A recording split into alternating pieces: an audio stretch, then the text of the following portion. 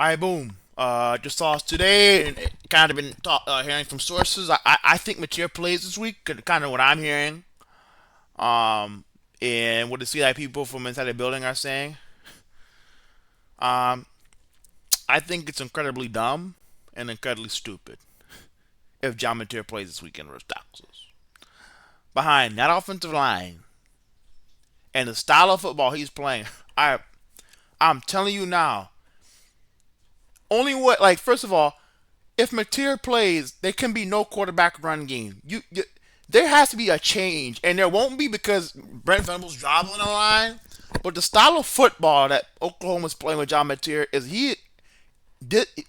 it's going to be hard for him to stay healthy for a full season, whether it's this year or next year. And I do think John Mateer will be back next year, but it's going to be hard for this kid to stay healthy for a full season. It really is because when you look at the style of football he's playing, you're playing in the most physical. I don't care what it is. This is the most physical league other than the NFL. It's the most physical league in college, and you're running this guy, and I didn't. Now, what did the injury happen because about it's directly because he got hit or what? We could debate that all day, but you cannot deny the fact that this dude, the wear and tear. I'm gonna put him on the field versus Texas D line and Anthony Hill, who are pissed off. Anthony Hill's pissed off. Colin Simmons is pissed off. I'm not risking my now if Texas is coming in high water, beat Ohio State and lost or one loss or whatever, and they coming in hot, one thing, or they coming in feeling good. But this is a pissed off D line, a pissed off team. They're gonna come to kill whoever's on the field Saturday, and they're gonna do it. And I'm not gonna put my franchise quarterback, who I know I need later on the season. This game to me is so dumb by Brent Venables if they do play John Mateer, because you're telling me Texas game only counts, don't how much you hype it up or whatever, it counts as one win. One win. I would rather take a loss here. Okay, we lose, whatever.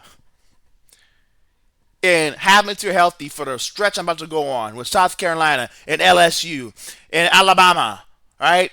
And Missouri, like and Ole Miss. Yeah, they're playing any top. They name the top teams in the SEC and teams in the top 25. They're playing them.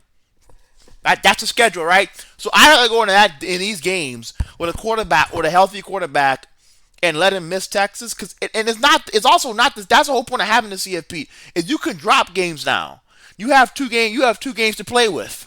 So if I'm OU, and I'll tell you this right now, we're all human beings. The committee's not going to kill you if Oklahoma ends up, hey, they had to drop a game because Mateer got hurt, and it just kind of is what it is. But they end up playing well the rest of the season.